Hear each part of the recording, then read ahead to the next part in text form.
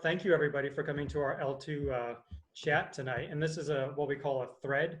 If you've been to one of our conferences before, a thread is basically almost like a Java-like, but we usually come together to talk about a certain theme or topic. And tonight we're going to be talking specifically about EdTech coaching within our context of our schools and how EdTech coaching is changing with the current situation that we're going through in Europe specifically. And tonight we have a great panel of people here.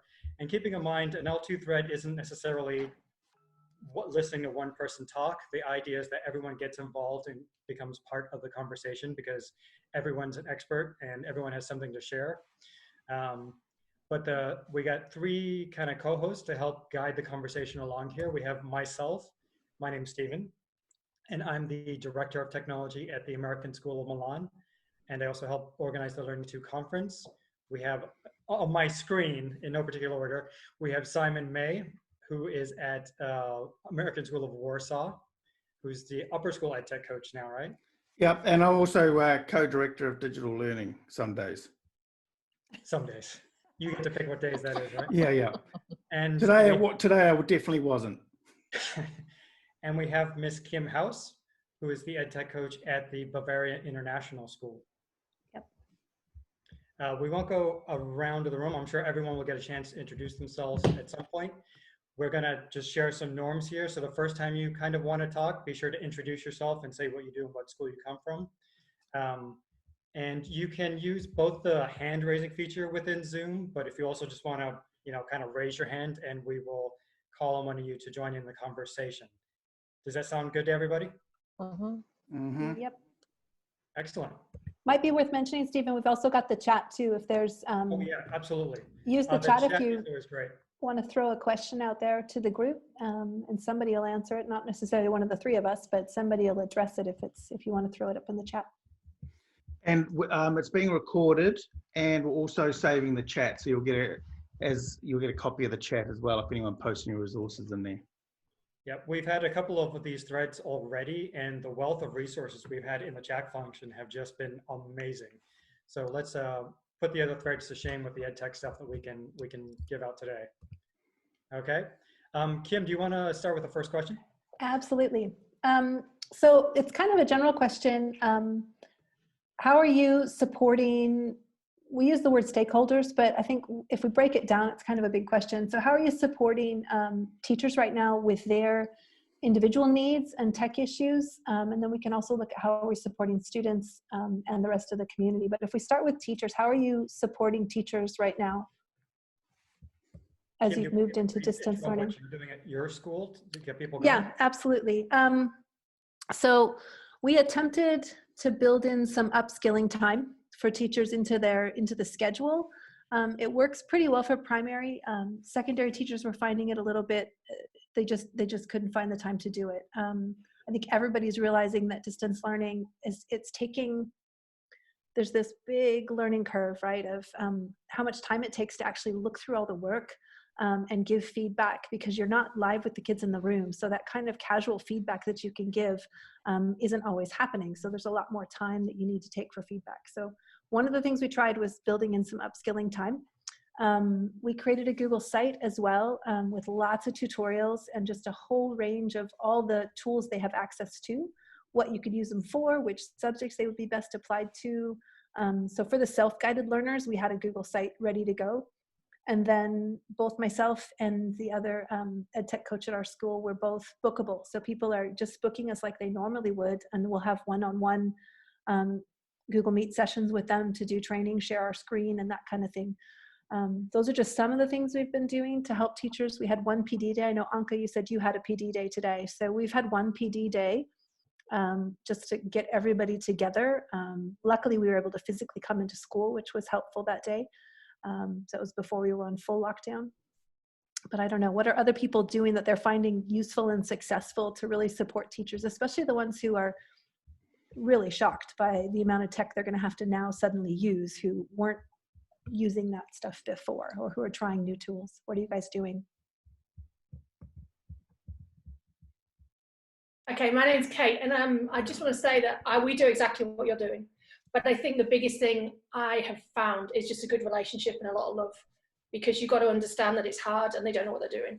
So Yep. for me, I've had people who would talk to me just hours of training, which I wouldn't, on the same thing. It's just that they need just some love and some support and somebody out there that recognizes that it's all right to not understand and they feel safe, somewhere to go to. But apart from that, everything else that you've been doing is what we did, more or less. Yeah, really turning up the empathy, definitely. I've noticed that too, that people really need that to say, you know what, it's okay that you don't know how to do this. I'm here, I'm going to walk you through it. I can even sit with you in that Google Meet session and help you if you need to, or whatever. So absolutely, empathy's been really critical. One of the things, sorry, Olga, go ahead. I was just going to say, I've actually been very nicely supported and surprised by some of my teachers who do have some stronger tech skills. They've offered to share with others. And today in our PD session, we had like 2 or 3 like speed geeks kind of a deal. So people could go into a Zoom room and just hear about 2 or 3 ideas. So I found that very supportive as well. Yeah. Ryan? Yeah, one thing we did, just to give you a background, Ryan, currently working at the American International School in Jeddah, Saudi Arabia. One thing, we had virtual days planned because if it's raining, you can't go in. So we had one planned, and oddly was the day that we were closed down. So we had 2 days of training before then, but since then we had a couple of days face-to-face, but since then the school has modified the upper school class. So we now have 2 hours of office hours at the end of the day. So I've been using that time to have that one-on-one with teachers. So I don't know if your schools have a similar office hours opportunity, but being able to be there, walk them through, have them Zoom or Google Meet and share their screen and have them walk you through the problem, and being there filled with empathy. Yes, I agree with that from the other 2. Cool. Chris, you had something too?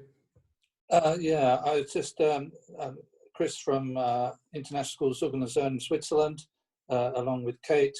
One of the things that I guess we've done, or our approach at our school, we're on split campuses anyway, and so we need to deal with divisional differences.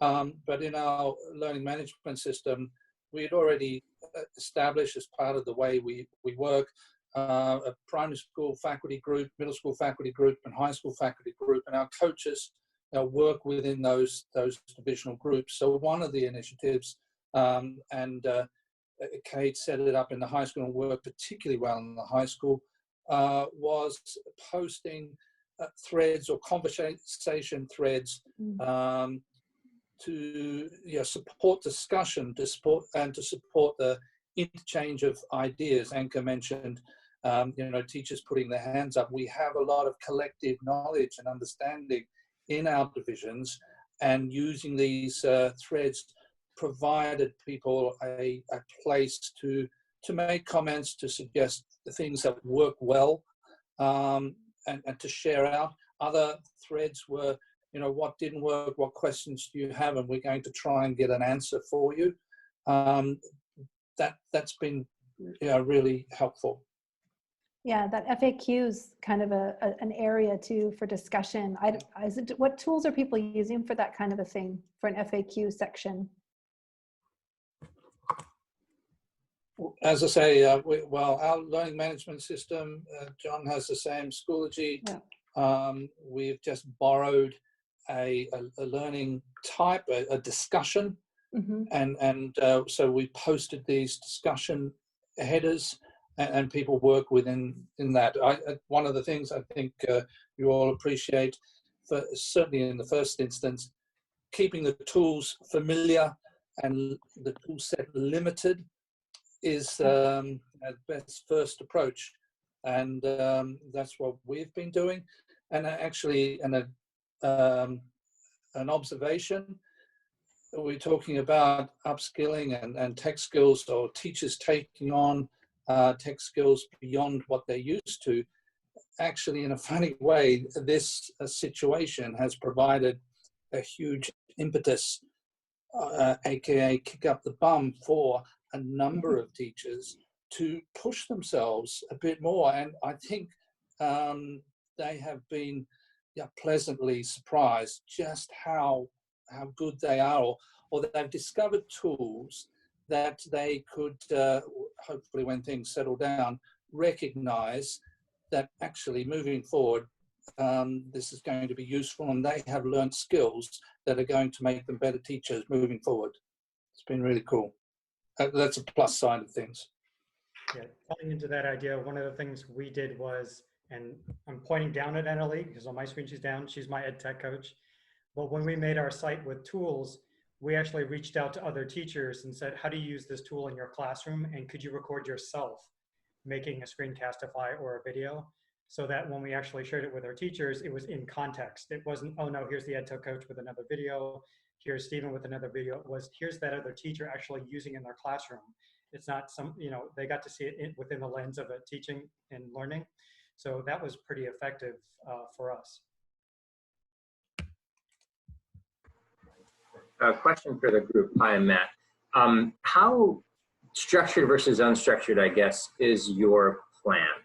And this is kind of more for the whole, right? Because I am finding that the support, the carrot and the stick varies on the ask, right? So we're doing full asynchronous. We are asking the week's worth of content to drop on a Monday or a Sunday. Right? We're asking for 2 points of feedback in a week. And we're asking for a kind of an introductory video where, like a screencast, where the teachers kind of outline like the plans, the topics, etc. And we're getting now to a place, because we're in week 2, halfway went on spring break and everything closed down in the US and in New York. We now are at a place where we have to start giving feedback, and some people need kind of gentle, like, good job, here you go. And some people need like a, whoa, you have linked to, basically you've taken your face-to-face and you put it online, which is not working asynchronously, right? So I guess for the group, how, I guess, structured versus unstructured is your like design, and then how are you responding in terms of the support? I see Chad has his hand up. Do you want to? Yeah, I was going to answer that. So I'm Chad. I work at Ambrit in Rome, Italy. We're in our 5th week now. Actually, we're on spring break, so yay, we took our break now. But we set ours up basically from the beginning, where we tried to do live lessons.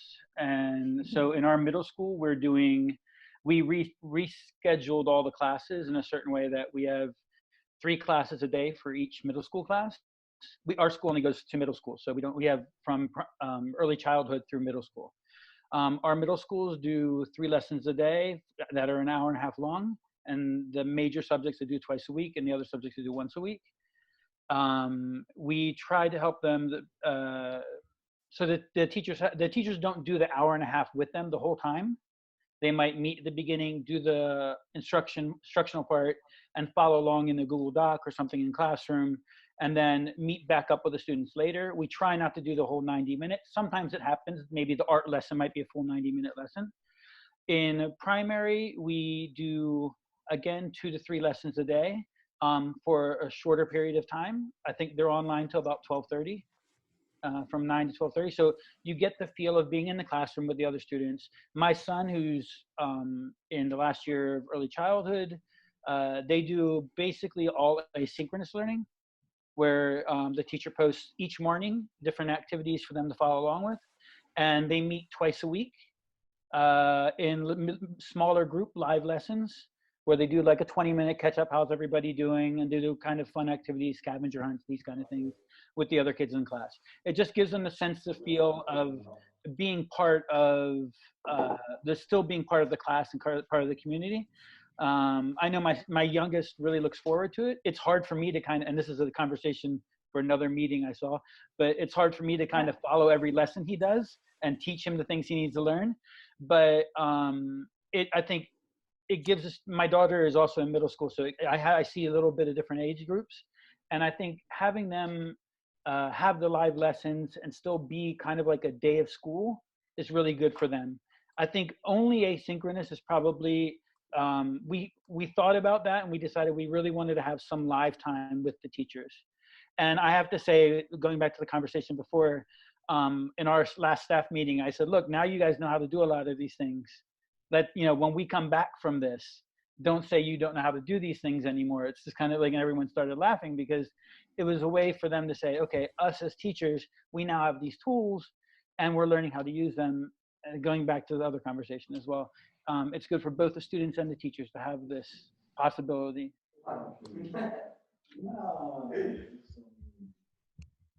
Good. Thanks, Chad. So my question is really focused on, let me clarify, asynchronous, right? We're 100% asynchronous high school, and the support, the carrot and the stick for teachers. Like, are you finding when you have a frame, no worries, Chad, when you have a frame, so we are now in the place where we have to start sticking, right? The carrot is no longer working, right? Because we have, they can already do it, folks are good.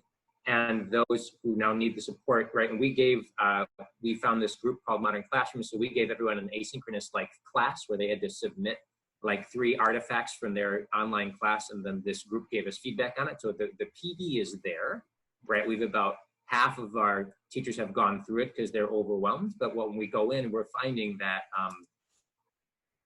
what we're asking for isn't happening. Right, so that's, I guess, is my question for the asynchronous folks out there who are kind of in high school, right? Because we're getting a lot of feedback from parents now that is basically saying, pardon my friends, what the fuck? What is on these videos? Nothing, right? So we're having quality control, and I think long-term this is really good, right? Because we have parents in our space where they've never been before, right? We're at boarding school, right? We have 75 different countries. We have a lot, we never have this parent thing. I am a public school guy, right? So this is normal for me, but it's the parents are saying Gonzalez, what is going on, right? So are you kind of talking about quality control? I feel like you're talking, that's quality control. That's a question I have as well. So what are people doing for quality control? I know Stephen and I were talking before the chat about, I have access as the tech admin to Seesaw, for instance. I can see what people are posting in Seesaw.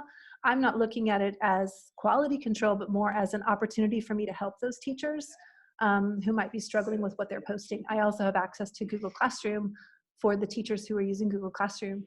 I don't know if other people's administrators are doing pop-ins and check-ins on the Google Classrooms. Do they have access to that? And then whose role is it to do that quality control? Not in terms of the ed tech person saying, hey, I have some tools I could offer you to maybe improve some of these things or make some of this learning a little bit easier for you and your students, but what kind of quality control is going on in terms of administration, maybe about what if people aren't doing what they're supposed to be doing? Or is that more directed at what your question's about, quality control? Does anybody have some comments on how that's happening with their schools? Matthew, one thing that we've discovered, teams that collaborate closely together and are in sync and talking a lot and meeting, we don't have a quality control issue. The teams that aren't, and we have a case of one team that isn't, and the quality is all over the place, but the problem is now the parents are on them. And we have really just sat back and said, we're going to let this happen. Because we have highlighted the need for collaboration and they have been very resistant. And we're saying, okay, let the market decide what this looks like. And I think long-term, we know when we come back, those teachers will have some difficult conversations with their parents. So I think the collaboration piece is critical. And we've noticed that we've had areas where there hasn't been collaboration. And instead of telling the teachers, oh, you're not doing it right, is to talk to the team leader, the department head. We have a thing called the academic council.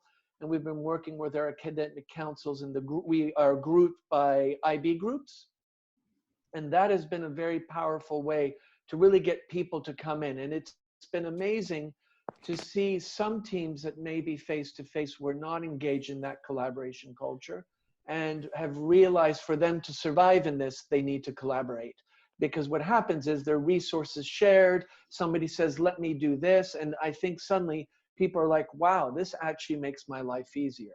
So I think that has, for us, we're in week 5, that has really been for us the tool that we've been guaranteeing people, parents, that yes, this team's collaborating and you see the results. the administrators all have access to Schoology. They can go into the classrooms if they want to. Realistically, who has time? Yeah. And I think we have some basic guidelines. And I think if the guidelines are very simple and minimalist, you tend to get a higher buy-in than if you make it very complicated. And of course, people will put icing on the cake.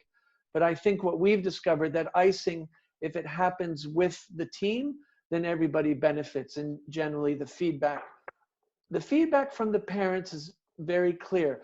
Teams that are working well together, they're having a good experience. Teams that they're not, one parent's having a good experience, the other isn't. They're on a WhatsApp group and they start asking questions.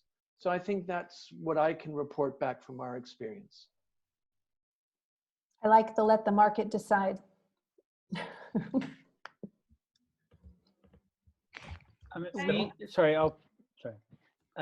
We do something similar as well, as where we have our staff, we post, I put it in the chat just now, but we post a daily like meeting link list, all the classes, so other teachers can go into the other classes and observe and see what other people are doing as well, to kind of share and see what other people are doing to help them. If they're struggling with something, they might see someone else do something and get ideas from them as well. Kind of piggyback on that, Chad. I'm Sybil from the International School of Brussels. We have very active admin in our Zoom classes and Google Slides and such. So they really kind of are able to work with the coaches to highlight pedagogically how different teachers are using these tools. And so we have a weekly staff meeting on Fridays, and we'll put people in breakout rooms where teachers are sharing. You know, during this Zoom call for social studies, we did this charades game, for example. So we're trying to really get teachers to share pedagogically what they're doing and how it's working for kids. A question for you: who still has department meetings and team meetings? And do you go to those meetings? You going to those if you can? Yes. Okay. I've been finding that's been quite good to see. You get a quick gauge in those meetings about who's doing what, and they've also been very good sharing for the teachers. Also with our social isolation, it's quite a good time for them to be able to, you know, link up and be able to connect with us all. Yeah. So if I could just add to what Sybil was mentioning, we all know in terms of technology integration that the role of leadership is vital in terms of their modeling and their setting of expectations. And sure, there are differences at our school between the divisions, but the very best, you see the leadership setting down clear expectations to teachers. We have a daily bulletin. We've been off, this is our second week of the Easter break, so we've been off for a bit, but within the 3 weeks of online learning or continuity of learning, we had in the high school, for instance, daily reports from assistant principal, drawing things together, highlighting some of the good things, keeping good humor, but setting and reinforcing clear expectations.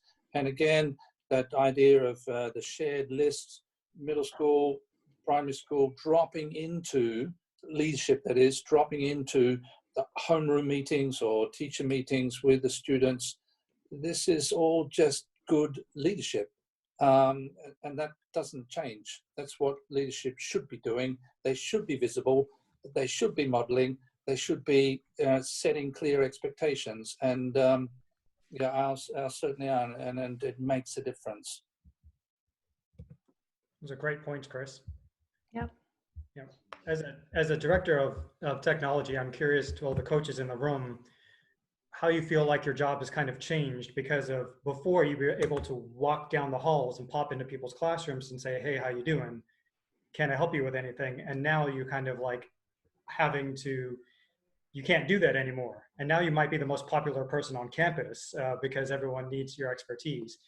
But I'm curious as to how you feel like your job has changed now and what advice you would give other people or what thinking that if this happens again, what you might do differently.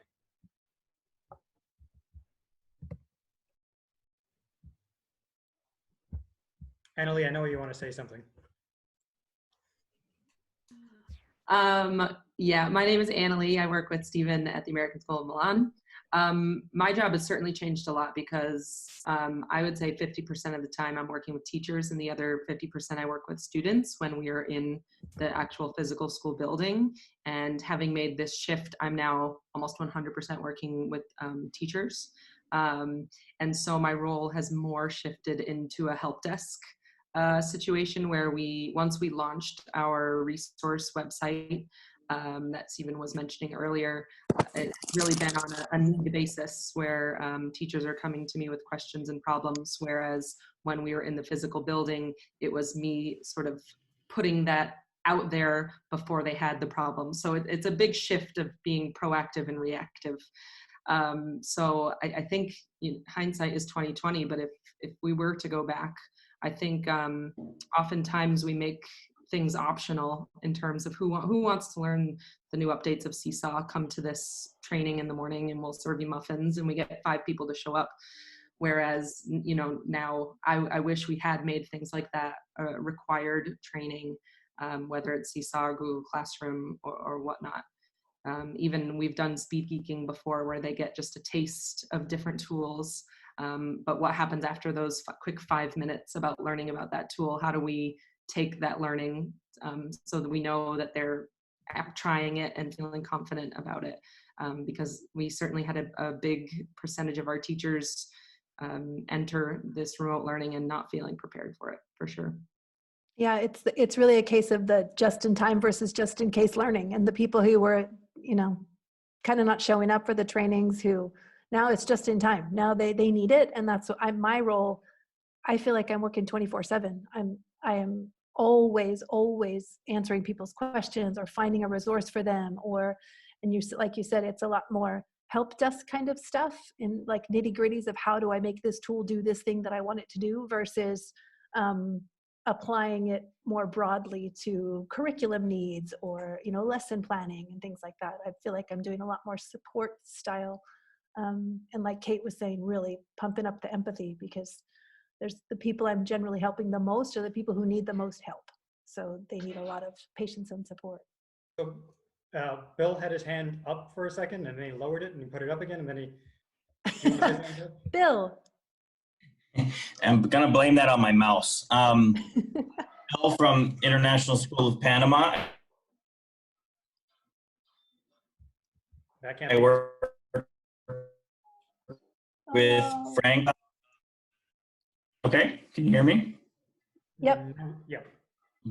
I'm curious about how you as tech coaches are dealing with kind of all the unofficial support requests, like you just mentioned, Kim, the 24/7, the deluge of things. We had all these unofficial WhatsApp groups pop up, and we have some tech coaches that maintain a harder line of like, please email me, let's do this officially. And then we have some that just give it all out and they're endlessly and they're working themselves to death. How are you managing that, or how are you talking with your teams about doing things maybe more officially, or I don't know, because we have a situation where I feel like we have unequal standards of support in different divisions depending on who your tech coach is, and it's not really equitable across the group. So I've asked people to try to put everything through our tech support ticketing systems and then change it that way. But when you're panicking as a teacher and you just need someone to help you. So I was just wondering if you could comment on your experiences with that, or any solutions you've come up with, etc. Thank you. I think the FAQs is one really good place, because you'll get some of the same questions over and over again. And so referring people to a spot where they either a Google site or someplace where they've got some support videos or something for the common questions. Yeah, it's sticking to a protocol of how they can either your tech support ticket or email, however they generally would request support. And then when I do those check-in meetings with teams as well, that's the first thing I start with is, are there things you're needing help with, like support with? So I'll jot down those things and then I can get back to those people instead of it being an on fire situation where you're panicked, they're panicked, you're trying to scramble around and find answers for somebody. To preempt it a little bit as much as I can. But then there's still the people who won't even go to the site, even though there's loads and buckets of great videos and resources on there. They still email and say, how do I do this on Seesaw? And you think, are you kidding me right now? So yeah, it's again, patience.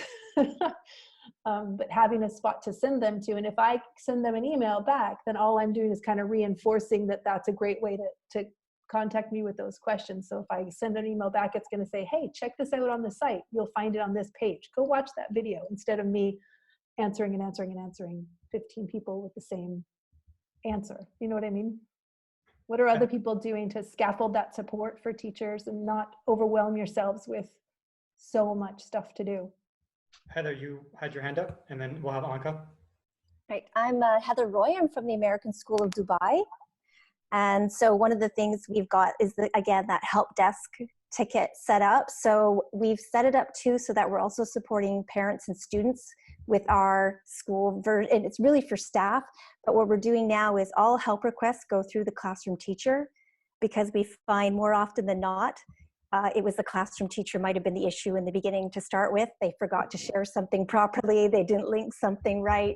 So we're kind of eliminating something right there by having it go to the classroom teacher first. The teacher can't answer that right away. They submit the ticket for the student, and then it gets distributed among us. So then it comes to me after that. But there's still teachers who, of course, are emailing me right away, but they've learned if they email me, I say, yes, I hear you. Here's the link on our page where that resource is to help you. And I also have a form email that has the basic troubleshooting tips, because again, you keep getting, this isn't loading properly, my computer's really slow, I can't seem to get into this. And so it's that, did you check, when was the last time you updated? Is your Chrome up to date? Here's how you check if your Chrome is up to date. You know, some of those basic things. And I'm finding those are the same things. If I've got the links already ready to go, just boom, here you go, boom, here you go, boom, there you go. And that seems to help. Emerald Lagasse approach. Heather, that's a great strategy. We actually have auto responders on all the tech coaches, the digital learning coaches' emails. So basically, you cannot email to a human being. You email to generic email, and then it goes into a pool, and then it's distributed according to who can help at that time. And then what we also have is office hours. So there's basically from certain times of the day where all the tech coaches are in a room and people can come in. It's a bit like this and ask general questions. And then the other time it's by basically through the, it's called EdTech at ISL. And then those tickets are generated and distributed to different people. We didn't do that the first week, and our digital learning coaches were about to die. It was just their phone. So we just basically said, okay, we're shutting down. This is the way we do it. It feels mean, it feels unsupportive, but the reality was that you had 4 digital learning coaches that were burning out. And what good is it if they're burnt out and then they can't help? So that was kind of my impetus, was to say, what can we do wellness-wise to help the coaches?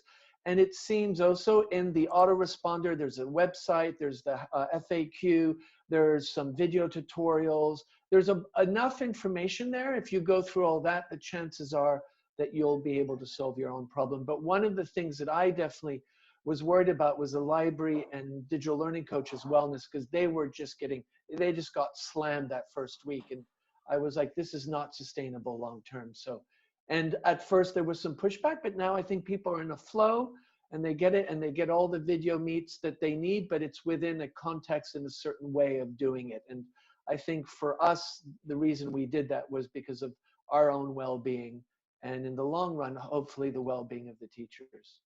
And if you don't mind, John, just to add to that too, one of the things we had was a mantra as well: no new tools.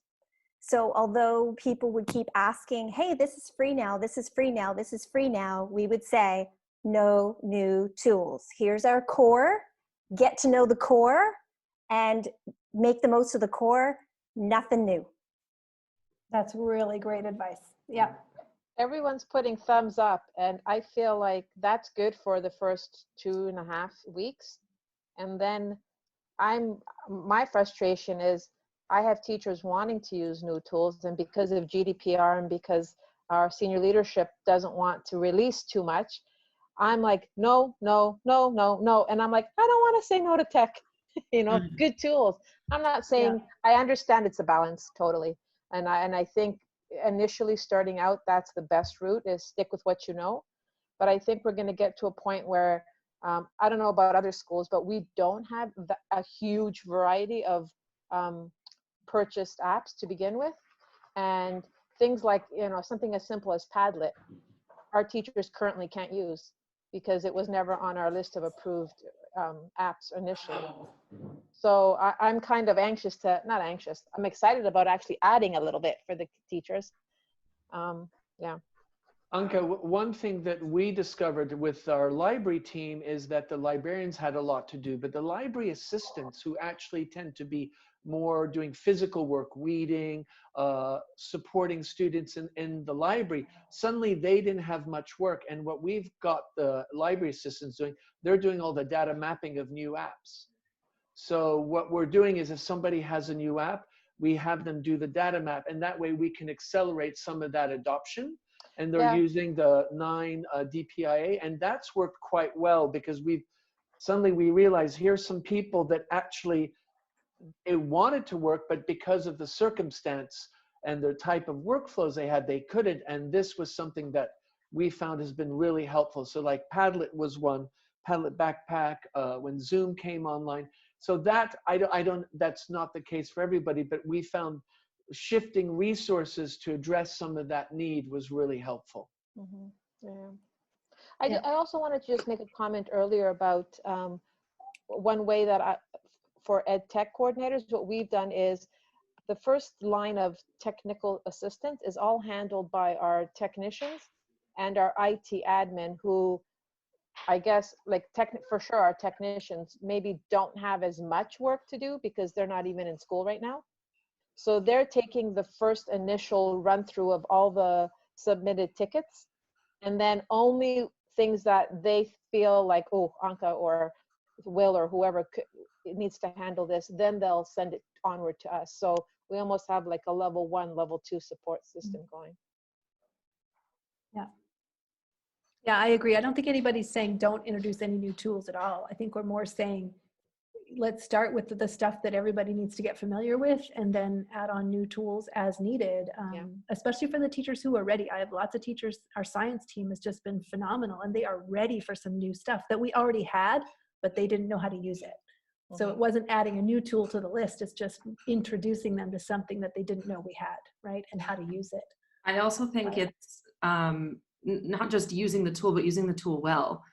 We have a lot of teachers, our 3 through 5 are using Google Classroom, a lot of them for the first time, and they want new tools. They want to make it more exciting when they're just skimming the surface of what Google Classroom can actually do. So it's getting them to realize that they don't need 5 extra flashy tools. You can actually do a lot of those things within Google Classroom itself, getting them to realize that. Yeah. That was one of our questions actually, was which we could probably just put in the chat as we're moving on to some other topics. But one of the things was, what's a tool you wouldn't do without right now? What's been your most impactful, powerful tool? We can probably just put that in the chat. Yeah, I was going to say we're adding tools as we find a need, like getting students together more without adding another Zoom call on, for example. So places that kids can discuss and collaborate. And with GDPR, you know, it's pretty limited in elementary school. So for example, Padlet, we're upgrading so we can have more than whatever the minimum you get with the free account is. But that was a school decision because the teachers need more places that the kids can work together in. So when we're thinking about adding a new tool or upgrading a tool, that's kind of an important criteria for us, is what is the need for kids.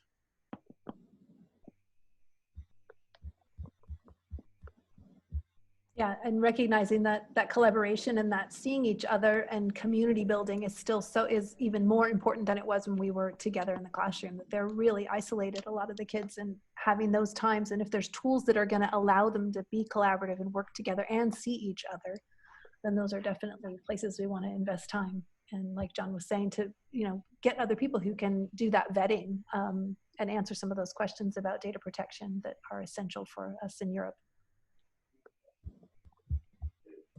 And I think the other thing too is that what they want to use the new tool for. Often, as you just, you know, as you're saying, they don't often use the tool properly that we have. They go to a forum like this and someone talks about a new tool and then I go, oh my God, such and such is using such, we need this. And so it's that working out exactly what they're trying to do. Yeah, when we organized our website for teacher resources, we made sure to organize it by what they would use it for. So it's not just a list of tools in alphabetical order. It's like, okay, here are our tools for giving feedback to students. So whenever we have a conversation with teachers about giving feedback within a classroom, we say, okay, on our website, we have these tools about feedback. Make sure your tool is what you're looking for can't be solved by those tools that we have there. If not, then come back and have a conversation about why not. And like Annalise said, it's usually not that they can't do it, they just haven't dug deep enough into that tool to find out that they actually could do it, which is a lot of the discussion.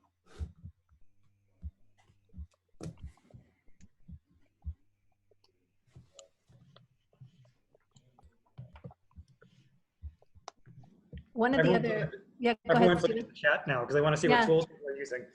It's a lot of the same tools. It's just good to see. Yeah. One thing we're also doing, we decided, the other ed tech coach and I, to do a weekly newsletter. And it's just short, it's a one pager, and we just highlight like 2 or 3 things that we saw people really using well, to kind of celebrate some of the teachers that are doing some really cool things, and what tool they used, what they used it for, how they used it, on just one sort of A4 that we were sending out once a week, just so to spread the knowledge a little bit more too. And then that gives them, like some people are already saying, another person they could tap into instead of having to come to necessarily me. They could say, oh, I'm going to go to that science teacher and check out what she did and how she did that.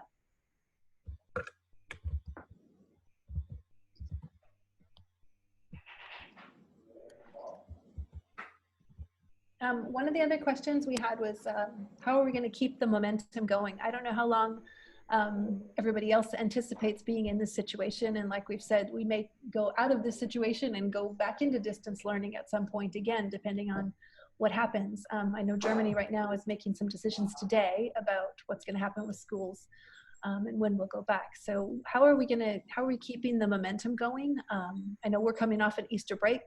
This is our second week of Easter break, and I'm worried about coming back. I'm sure some of you have already come back, and what that's going to look like for teachers. They kind of thought, oh, this is 3 weeks, I can do that. And now it's, oh, this is going to go on. And I know in Milan, Stephen, you guys have been doing it for a long time, and Annalie.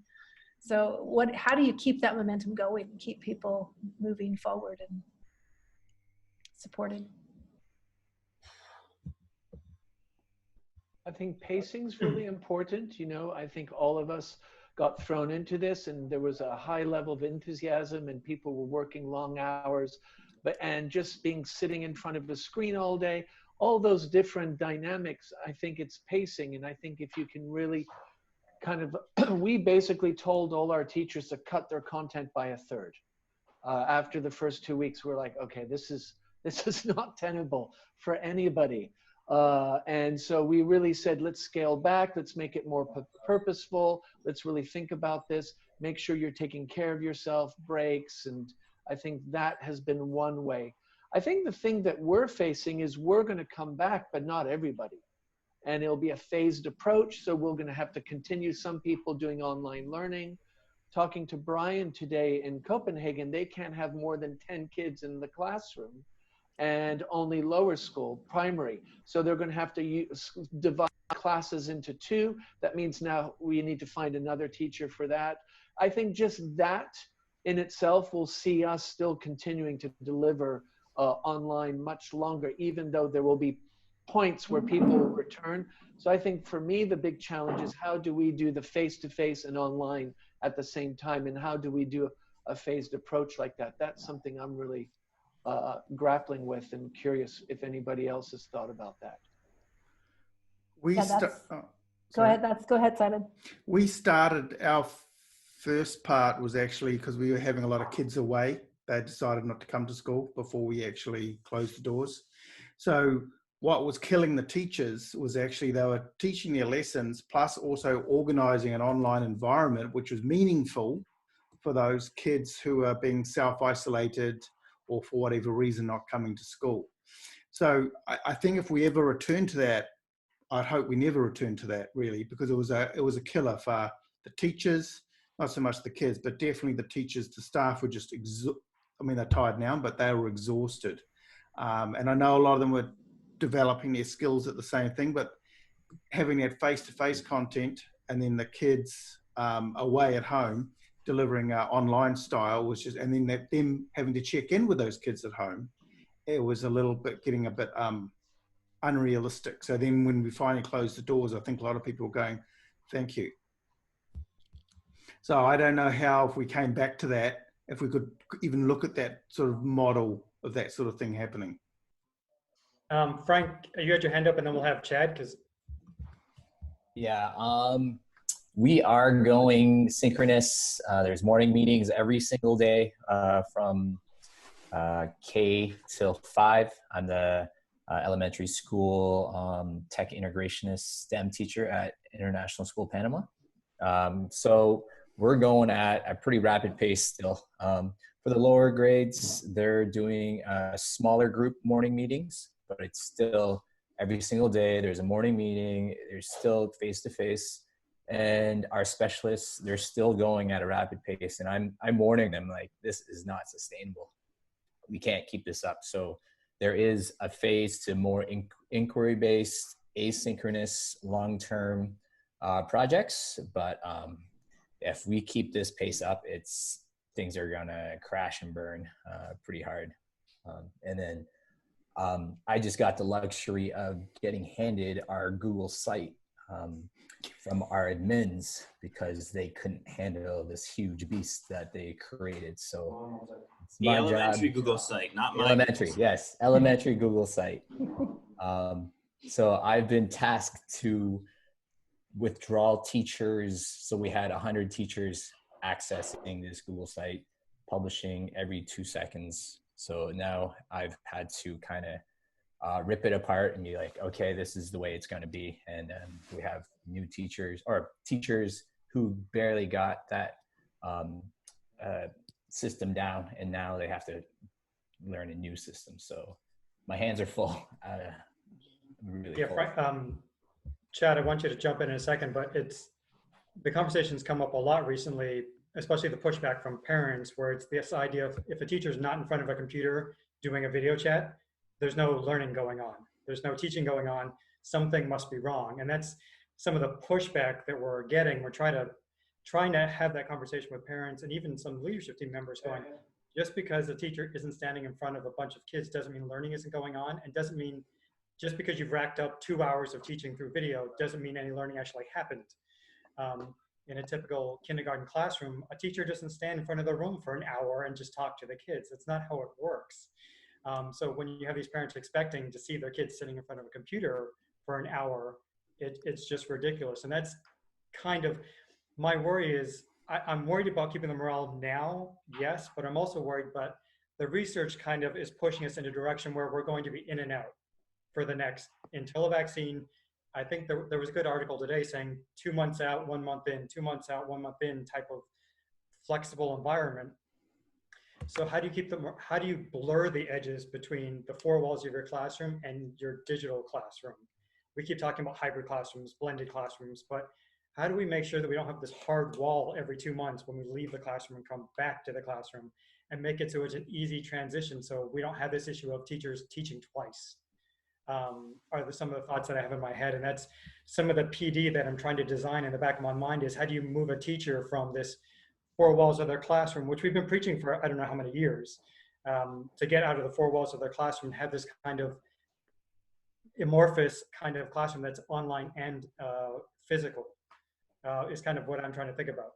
But my question is this, the way we are doing it at the moment, my timetable, I'm 80% teacher, so I'm teaching.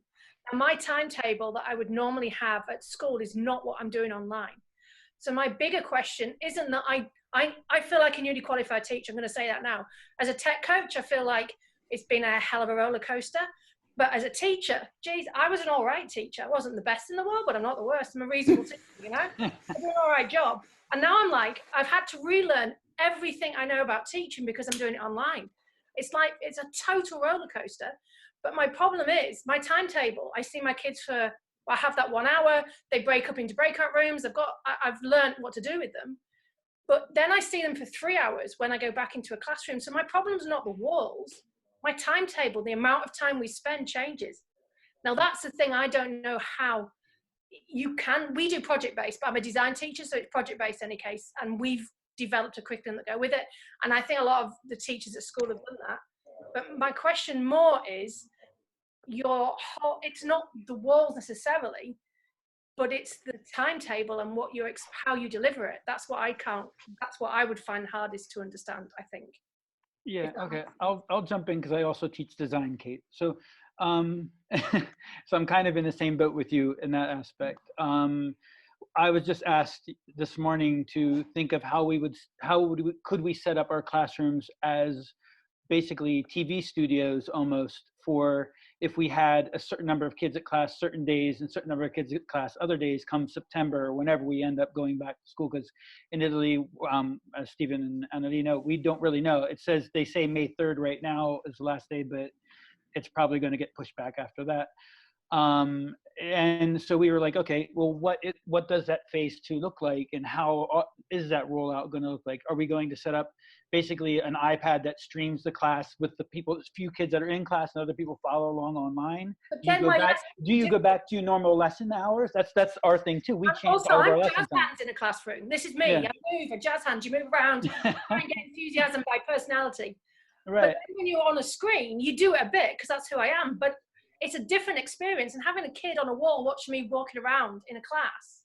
Well, no, exactly. And in design or whatever, it's a lot of hands-on learning, and you're building things. I'm struggling with that also, is like, how am I teaching that building part when you're not physically with the kids? You don't actually see what they're physically look at all their little things that they're doing. So it is, I mean, I'm looking at it as both aspects, as a hands-on type teacher, but also as IT coordinator, where I'm trying to figure out, when we do go back, what will the schedule look like? What will the classrooms look like? How many kids will be allowed to come to school at a time? Do we need, like, I think it was John that said, do we need 2 or 3 teachers per that lesson now, when before only one person taught it? Because you need to divide everybody up. And what does that actually look like? And, another aspect is that, what does that, as businesses, what do our clients expect? As what are the parents saying?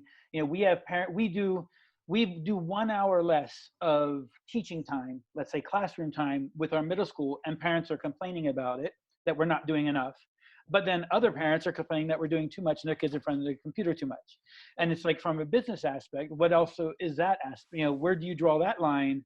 And you have to play with so many different levels. It's hard to kind of keep, find that perfect balance. I don't know if that exists. And that's what you kind of ride the wave of each week. You change a little bit. You don't want to change too much, but you say, like, we add this one tool, or are we looking at, in 2 more weeks, what is it going to look like if they open up some things, and we're trying to get the idea of what does this look like. I was wondering what people maybe in Asia are doing right now. Are they starting to come back in the classrooms? Or Copenhagen, I read that today as well, John, about Copenhagen going back. How do you manage that as with some people in the school and some people not in the school? I think Stephen's question is really good as well. So what kind of professional development do we need to look for and look at in terms of just teaching pedagogy? I think people are asking a lot of questions right now about, this is changing the way I teach. Mm-hmm. And in some ways for the best, and in some ways not necessarily. And what do we need? What kind of support and professional development do we all need? And do we need to help our teachers have, and to make our admin aware of as well? I think it's a question, as we move into what we're calling phase 2 of this, where we could have some kids in, we might not. We need to figure out what's best practice right now, and how do we make sure we're not wearing our teachers out, and that kids are getting decent learning. It's not just tide you over until. It's how can we really take advantage of this, and how can we support teachers? And if we are looking at the model of in school, out of school, 1 month in, 2 months out, whatever, how can we look at, instead of us coming up with what the teachers need to know, is actually having a talk to the teachers, or having, it's time for the staff meeting, the think tank.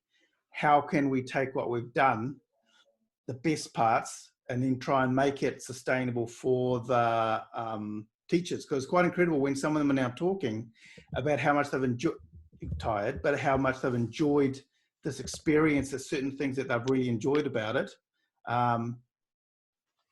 And trying to bring those two together. So if we are in and out, it's not such a contrast. And we changed our schedule. We're still in synchronous. We changed our schedule. I wouldn't say it's perfect, but there's no reason that when school starts up again, why do we have to go back to the old schedule? Yeah, it's a great question. I think Kate, there's no answer. There's no, I'm going to buy this package box, open it up, and the answer is going to be in there, because no one's really gone through this before, really. We've been doing education the same way since the industrial era for forever. We've trained teachers how to teach one way. We've trained students how to do education one way. And now we're asking them to do it different. And we can't point to someone and say, well, how do you do it? And I think that's why we're having these topics and discussions, and why. I didn't expect an answer. I was just throwing out from a teacher's perspective. That was all. It's the $1 million question, right? And it's great that we're having these conversations, because the answers are the people in this room. It's going to come up in here when we're having these conversations about how to do this. Because there isn't really anyone to point to. You've always had the completely online school, or the completely brick and mortar school with maybe a little bit of hybrid in there, but you haven't had this kind of really progressive move forward to blurring those lines. Plus also most online education, other than like the virtual high school, we had quite a few teachers that had taught virtually, but they've been teaching adults. And they just felt the contrast for their online learning, for this, teaching online learning with kids was quite different. Age definitely makes a difference. I just wanted to ask, can someone explain to me what's the rationale behind having some students back physically in the class? It has to do with infection rates. And younger kids have a far lower infection rate. So the idea also in Luxembourg is that most parents are comfortable having their teenager, or say 12 and up, at home alone, but they're not comfortable having their 3, 4, 5, 6, 7-year-old. Okay. So I know in Luxembourg, it's slightly to do with economics, because we have a very high proportion of families that both parents work. Okay. And companies are starting to do this rotation where a certain group of employees work out of the office, and then they come back home, and 2 weeks later they do this rotation. So that's one way to mitigate high levels of infection. So I think that's kind of the thinking that we're anticipating. I think somebody was saying, Kim, you said in Germany they're announcing something tomorrow. Our Ministry of Education and our Prime Minister have a press conference about this tomorrow. There's a lot of pressure to, economically, and those economic pressures, I think, are being pushed against those medical realities, and how do you kind of balance between the two? We definitely are anticipating some phased approach over a very long time. The question for us as a school, as a leadership team, we're starting to say, is it worth doing all that? Or should we just say we're going to stay online till the end of the year? At least we can then work with one quantity. And I think one of the tensions that we're facing is, what does that look like having 350 elementary kids back at school, and they have to wear masks, and social distancing. I mean, social distancing with pre-K, good luck. So I think all those questions, I think, are really challenging for our leadership team right now. And one of the questions is, well, maybe we shouldn't come back, and we should just wait till we can all come back. And I think that is starting to percolate up. Some of the issues that we face is that there are mandates from your local authorities, your board, your parent community, but definitely that is starting to percolate up as well. What happens if we just waited longer than indicated?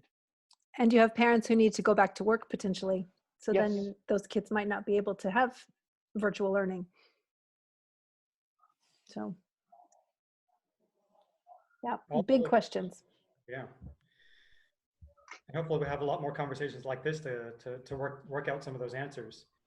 We're coming around to just over an hour now. So what I wanted to do is go around the room, the virtual room, and if everyone would kind of give a takeaway, a really good takeaway from our conversation tonight that we can kind of record. And I'm going to start with Kate because you've tried to be quiet.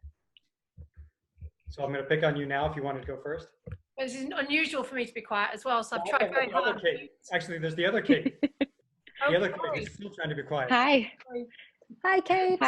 Hi. I'm Kate from International Community School of Addis Ababa in Ethiopia. So I guess my big takeaway is that, I'm using a lot of the strategies that everyone else is in the room in terms of, spreading out using the help desk, using the other resources in terms of, we actually don't have any tech coaches. It's really just me at the school. So it's an interesting situation. Keeping this tool simple and really, creating resources online that you can direct people to time and time again.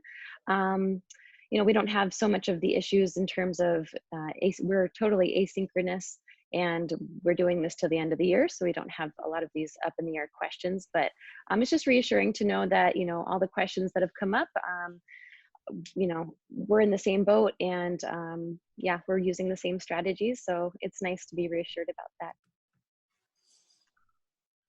Great. Frank? A takeaway is probably, my wife had to go teach a class right now. So here you go, your turn. Takeaway is pushing everything. I like that auto reply. The thing is, I get Bill, you're down with that, but it's just not text emails that I'm getting. I'm getting like a full gamut of emails, but I do like that, pushing it to the tech help ticket scenario, auto reply, and all those things. So that's my one big takeaway. Great. Frank? Sorry, Matt. Hey, let's see. So my big takeaway was from Chris, so I'm like the head of academics. I just wanted to hear kind of what coaching was going on. And my empathy has been to kind of work with heads of department who I oversee to kind of not be really intrusive into this process, recognizing that, well, this is new for everyone and we have a pretty wide spread, but now that we're getting this feedback and we're like, this is our second week, like I can just start tightening up a little bit. So just maintaining that flexibility and that empathy, but also like being able to hold people accountable. Cool. Chad? I mean, I think I like the help desk thing as well. I mean, we have one set in place, and we just kind of said we kind of let the free for all happen, and I kind of wish we didn't. Luckily, I work mostly with middle school, so we were already pretty tech heavy already, but our primary tech coach was really overwhelmed, and I'm going to definitely bring that back into place as well. Getting everybody to get back into that. Although things have died down now in like the 5th week, everyone's kind of got their feet under them. We want to start introducing, like we said, the gradual introducing new tools. I did like, Stephen, your way of introducing the apps for purpose on your site that you shared with the staff. We've been sharing all of our GDPR vetted software, but not necessarily in the way that you guys are saying, how you also put what their purpose is. So not just like, oh, these are tools to use, but also better explaining them in categories. So I'm going to take those 2 things away. Great. And Chad, make sure when this is all over that you actually come up and visit us in Milan, right? Oh yeah, I mean, I used to work at Best, so I was there for the longest. I was in Milan forever, so I'll definitely come by and visit. I could tell with your Italian accent, the Milanese accent, very northern. I'm in Rome now. When I lived in Milan, they called me in Italian they would say the Americano Terrun, which is like the Southern Italian American. So because I spoke with my wife's accent, so it was pretty fun. Okay. All right, K with a C. Oh, sorry, other Kate. By the way, I didn't see you down the bottom there. Otherwise, I wouldn't have said anything. Just that everybody's doing the same kind of thing, generally, and I'm not on the wrong lines. So yeah, it's all good. It's reassuring. But to be honest, nobody knows, do we? And I think that's quite nice as well, that nobody really knows. We're all just trying to get by and doing what best we can. So I think that's reassuring as well. Heather? There we go. It's 10 o'clock here, so I'm getting tired. So I think for me, it's about that moving to the next level, because we are offline until the end of the year. So, we're getting past that, hey, this is new, this is exciting, we've kind of tried things out, but how do we start bringing people to that next level? And so I like the idea that some people are having some speed geeking sessions online. I think that's a really nice idea. And also, really touching base with admin and saying, how are you connecting with staff to see how things are going and where do we need to fill things in. Our school also is part of the Global Online Academy, GOA. And so we've had a lot of people in our staff take their course that they're offering for learning online. And so we're trying to match up all of the tools that we have approved to those different modalities of teaching. So we've been finding that's been helpful. Great. And we are on total lockdown right now. We can't go outside. We can't go anywhere. This has been my space for 2 weeks. Yeah, well, in Milan, we did the math today. We haven't left the house in over 30 days. When was the last time you wore shoes? Where are my shoes? I can't remember where I wore shoes last. That's how sad it is. Anyway, sorry, I'm done. Diana? Yeah, thanks. I think the main thing, I am feeling good about what we're doing here at Frankfurt. I'm at Frankfurt International School. I'm the elementary school tech coordinator, and I feel that it's really great to connect with all of you and listen to the things that you're also struggling with and that you're finding solutions to. I think we are also, I think things have calmed down. We were like, straight up support, and I think things have now calmed down. Well, mainly because we're on spring break. But when we come back, I think it's our questions is that phase. I think we're calling it phase 3, even about finding where do we go. Then there's the question of being in Germany and what Germany's gonna. I mean, there's so many questions still, but I think it's been interesting to be a tech coordinator during this time. I can't imagine any other situation that would have gotten some of those teachers that I'm working with to do what they're doing right now. It's pretty amazing. Thanks for having you're this. excited for them too, aren't you? Like, Yes, I'm very proud of them. Yeah. Bill, see if you match Frank. No, I disagree with everything Frank says now. For me, we had 3 weeks of fast and furious getting online, and then we had a week off, and we just came back yesterday. And the tech support's been quieter. I think people had time to organize themselves. They're stuck inside, they worked through some things. But it's a question of like reflecting on what do we need to cut off? What do we need to get rid of? What didn't work? But at the same time growing and maintaining this, because most likely we'll be out till the end of the school year. So we probably have about 9 more weeks of this. So we did 3, but we got to do 9. So, what do we reflect on as what worked? And then how do we grow from there? Like Annalise said about apps, you keep wanting new apps, but you're not even using the ones you have, so what do we do that, and how do we have that conversation calmly and focused with 300 teachers? So we'll see, but that's the next step. How about Chris?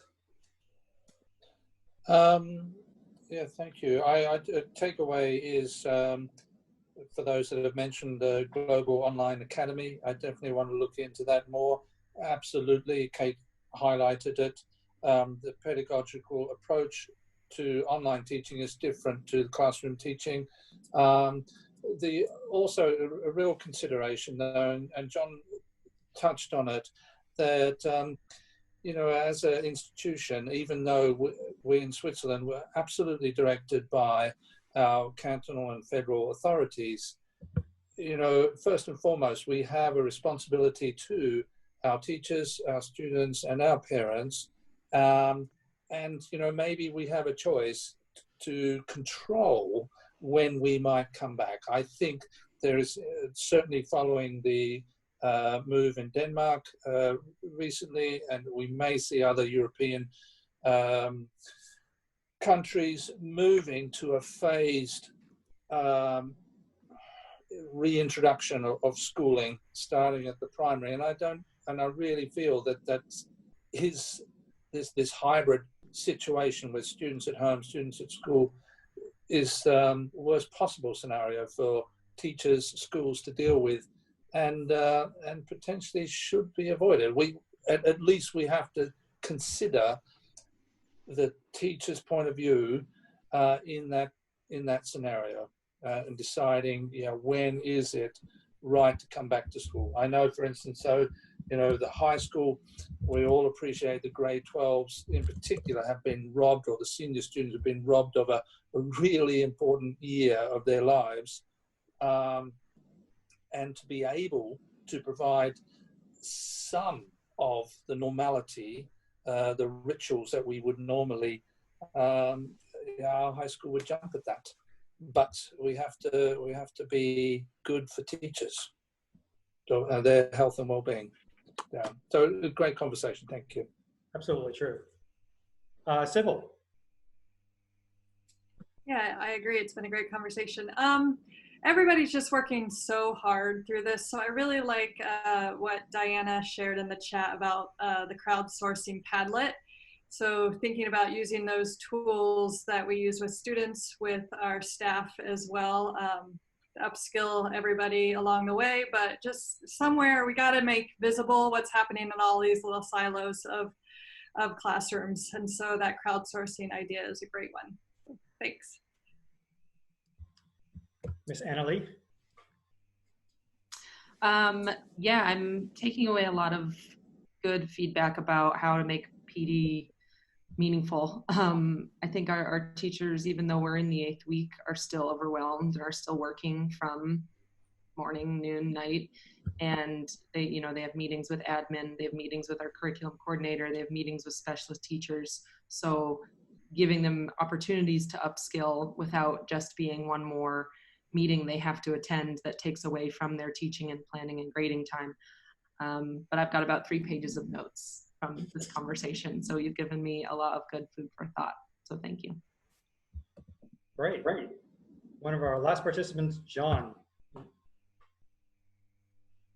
I mean, I think I've learned so much from these conversations, and really, you know, I have just been witnessing 4 individual digital learning coaches. The work they've done is phenomenal, and I tip my hat to everybody in that role. It's just been unbelievable.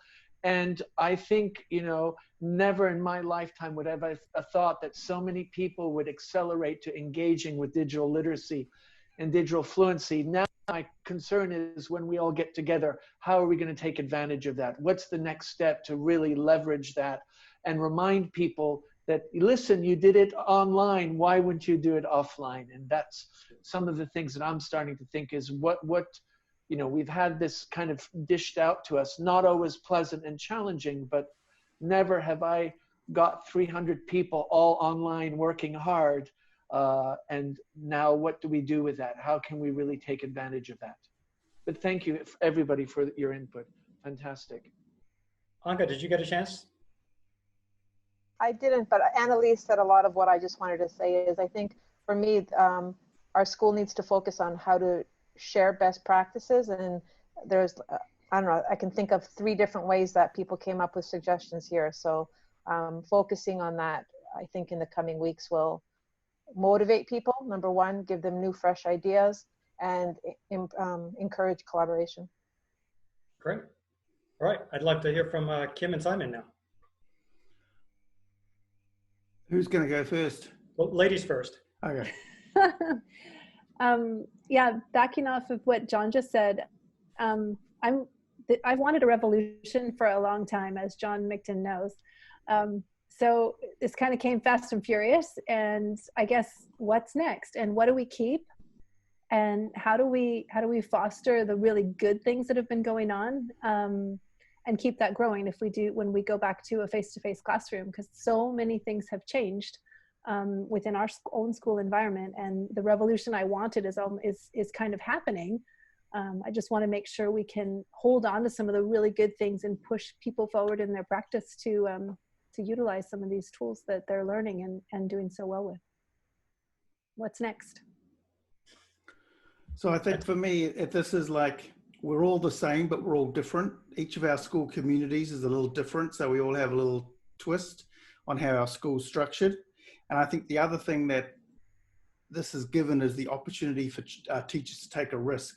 We've had some teachers who would be following the norm, have really taken quite big risks with their teaching and learning. You wouldn't have thought that, but they have.